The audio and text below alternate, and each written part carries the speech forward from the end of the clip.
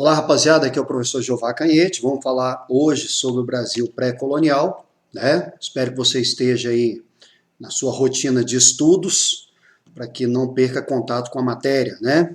Muito bem, nosso último encontro, nós falamos sobre a chegada dos portugueses no território brasileiro, né? Falamos ali da expansão marítima, falamos ali dos tratados, lembra? Os tratados que nortearam a relação entre Portugal e Espanha nas terras recém-descobertas, e hoje o assunto é o Brasil pré-colonial, ou seja, a partir da chegada do português, claro, o que nós teremos? Nós teremos o período pré-colonial da história do Brasil. Por que esse período é chamado entre 1500 e 1530 de período pré-colonial? Porque Portugal não se interessou efetivamente em colonizar o território brasileiro. Por que não se interessou?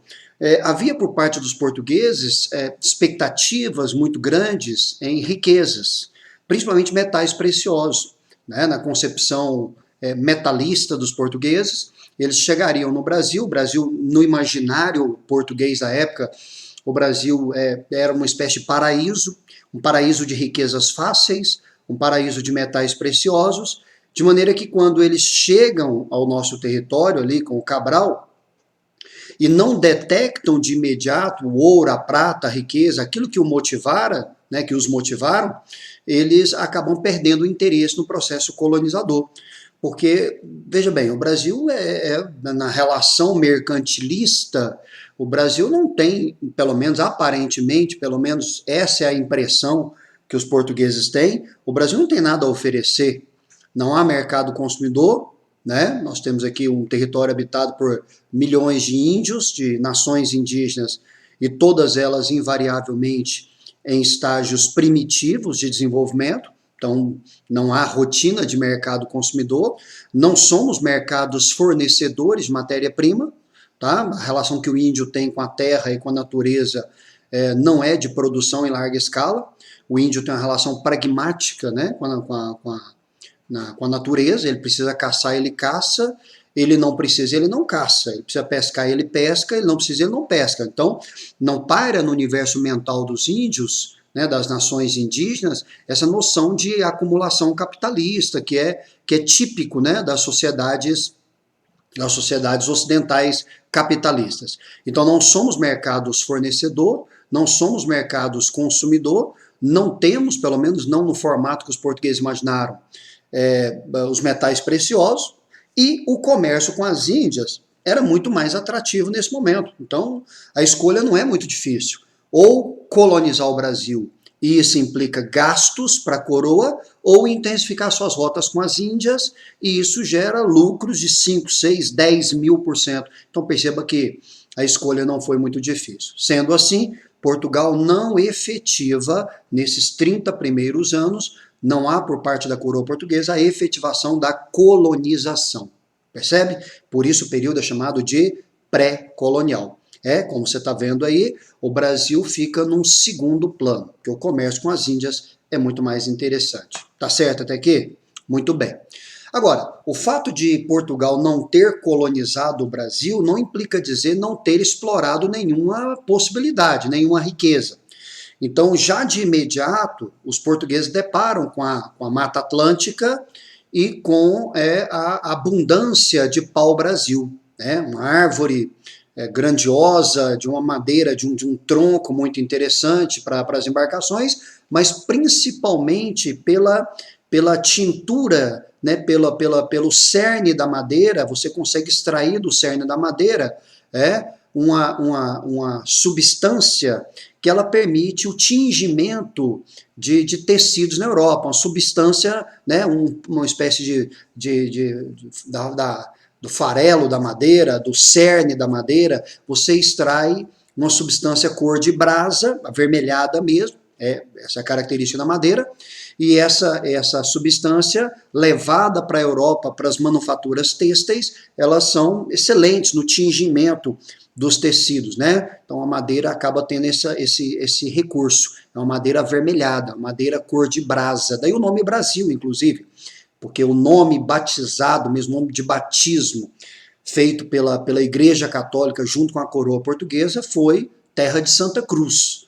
Então o nome Brasil é um apelido dado pelos comerciantes que vão explorar a madeira, retirando dela, né, esse produto que permite aí a comercialização no mercado europeu. Tá? Então, o que é valorizado é isso, é a fabricação de tintura para tecidos.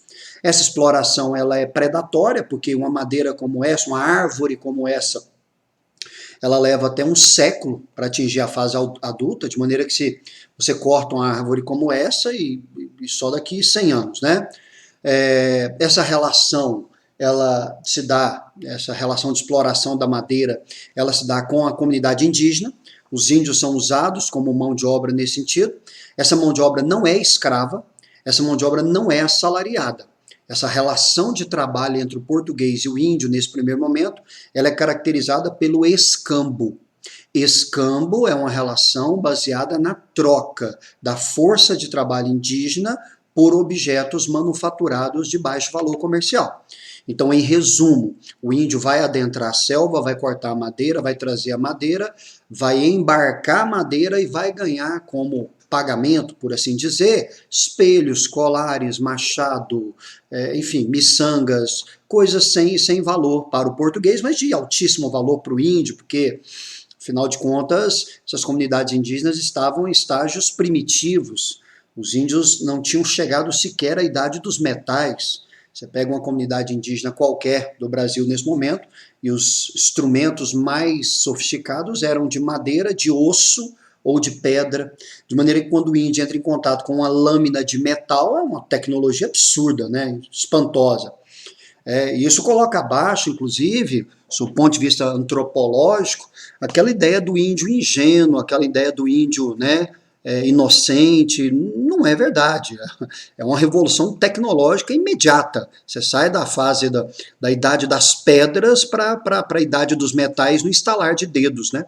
Pois bem, então a relação é de escambo, tá? O índio vai receber isso aí em troca do seu trabalho, que é cortar madeira e trazer essa madeira para o litoral, certo? A exploração dessa madeira, ela é monopólio da coroa portuguesa.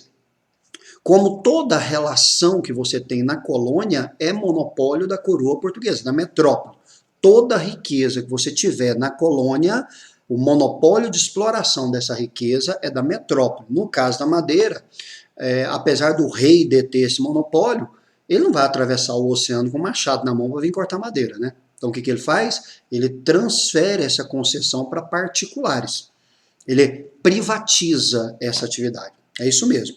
Primeira atividade econômica do Brasil, ela foi privatizada pela coroa portuguesa para particulares que vão explorar a madeira. Dentre eles, né, um judeu convertido ao cristianismo, um cristão novo é o nome que se dá para isso, chamado de Fernão de Noronha. Nós abrasileiramos o nome desse cara, né? Ele até recebeu uma concessão do rei de Portugal, que hoje é o arquipélago de Fernando de Noronha, lá em Pernambuco. Perfeito? Muito bem. Então tá aí a primeira característica do Brasil pré-colonial. Tá? Na verdade, a segunda. A primeira é o desinteresse português pela colonização. A segunda é a exploração do pau-brasil. Certo? A madeira explorada, ela é armazenada em feitorias. Ela fica em feitorias. Deixa eu ver se eu tenho isso aqui. Não, aqui já vai para a estrutura administrativa. Essa madeira ela fica armazenada em feitorias. O que são feitorias? Feitorias são galpões construídos ao longo do litoral que servem apenas para o armazenamento da madeira.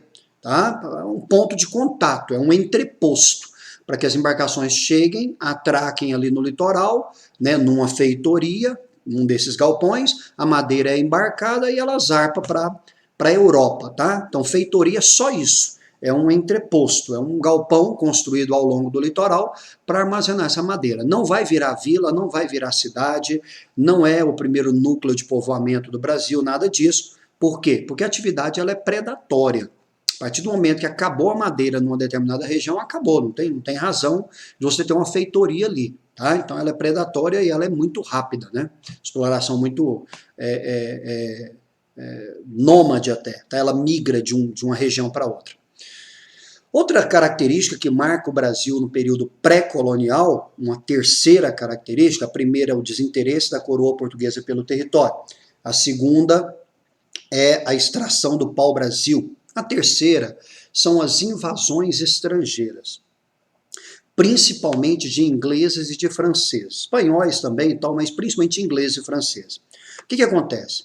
Como a coroa portuguesa não colonizou, porque o período é pré-colonial, o território ficou extremamente vulnerável para invasões, né? Então você terá aqui invasões inglesas e francesas principalmente, até porque ingleses e franceses não reconhecem os termos do Tratado de Tordesilhas.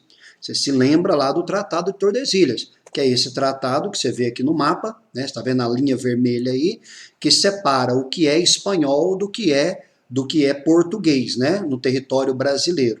Então os ingleses e os franceses não reconhecem o Tratado de Tordesilhas. Exatamente por não reconhecer que eles vão invadir o litoral em busca de madeira, né? Contrabando de pau-brasil. Os ingleses vão se concentrar basicamente em pirataria e contrabando. Os franceses, eles vieram com outro propósito. Além de contrabandear madeira, os franceses vieram para cá dispostos a uma ocupação, né? Dispostos a ocupar o território. A presença francesa nesse momento ela é complicada, porque eles se instalaram no Rio de Janeiro, na região que hoje corresponde ao Rio de Janeiro, e iniciaram ali um processo colonizador. Então, olha só, antes do Rio de Janeiro virar Rio de Janeiro, antes do Rio de Janeiro ser colonizado por Portugal, ele foi colonizado pela França. O nome lá é França Antártica, tá? Então você está fazendo um exercíciozinho, junto com essa aula vai uma lista de exercícios, você está fazendo exercício, apareceu o nome França Antártica, é o nome que se dá para a presença francesa no Rio de Janeiro, tá? Antes mesmo de Portugal colonizar o Brasil. Tá? Os franceses vieram, estabeleceram um contato com as comunidades indígenas que havia naquela região, principalmente os tamoios, criaram fortificações, mandaram para cá, o rei da França mandou para cá um mercenário chamado Jacques Villegaillon, e os franceses se estabeleceram aqui. Foi difícil, depois que a colonização começou, foi difícil a Portugal retomar essa região do Rio de Janeiro. A coroa portuguesa, com muito trabalho, com uma frota naval poderosa, com bombardeios, só vai conseguir expulsar os franceses do Rio de Janeiro durante o governo geral do Mendes Sá e do sobrinho dele, Estácio de Sá. Tá? Isso em 1565, seja bem. Tá? Então, até 1565, o que você entende hoje como Rio de Janeiro era, na verdade, território francês. Era a França Antártica. Certo? Então, Rio de Janeiro, na verdade, o Rio de Janeiro é de 1565 para cá, portanto, o Rio de Janeiro está aí com 400 e, se a minha conta não estiver errada, 455 anos faz esse ano o Rio de Janeiro, certo? Por isso que o nome Estácio de Sá é muito forte no Rio de Janeiro, né? Escola de samba, bairros e faculdades, porque o Estácio de Sá foi quem, de fato, expulsou os franceses do Rio de Janeiro. Muito bem, expulsos do Rio de Janeiro, para onde os franceses foram? Foram embora para casa? Foram nada. Se estabeleceram no Maranhão. Na mesma situação, antes do Maranhão ser Maranhão, antes do Maranhão ser ocupado pelos portugueses, foi ocupado pelos franceses. E lá os franceses inauguraram a chamada França Equinocial. Então, olha só, França Antártica é o nome que se dá para a presença francesa no Rio de Janeiro. França Equinocial é o nome que se dá para a presença francesa no Maranhão. Tá? Lá os franceses se estabeleceram, fundaram a capital. Qual é o nome da capital do Maranhão? São Luís, é o nome do rei da França. Luís XIII governava a França. Então, quem fundou a capital do Maranhão foram os franceses, São Luís. Tá? Então, se estabeleceram, fundaram a capital, criaram fortificações, e lá eles ficaram até quase o século XVIII, final do século XVII, 1670 mais ou menos, que os portugueses conseguem tomar o controle do Maranhão. Tá? Os franceses serão expulsos de lá em 1670 aproximadamente. Perfeito? E aí, expulsos do Maranhão, os franceses foram embora? Foram nada. Ocuparam a região da Guiana. E lá eles estão até hoje, a chamada Guiana Francesa. Então veja, os franceses vieram para ficar. Primeiro no Rio de Janeiro. França Antártica. Depois no Maranhão, França Equinocial. E até hoje na Guiana Francesa, tá? Guiana Francesa é território francês. Quem é o presidente da Guiana Francesa? O atual presidente da França. Qual a língua que se fala na Guiana Francesa? O francês. Qual a moeda que circula na Guiana Francesa? O euro. E o Brasil faz fronteira com a França. Essa questão caiu na FUVEST, na prova de geografia, dizendo que o Brasil fazia fronteira com países europeus. É verdade, o Brasil tem fronteira com a França. Por isso, só para te dar um plus, a grande preocupação que os franceses têm com a floresta amazônica. Porque ao contrário do que o nosso atual governo diz, a Amazônia não é nossa apenas. A Amazônia é compartilhada. Parte dela é da Colômbia, parte dela é da Bolívia, parte dela é da Venezuela, parte dela é da França.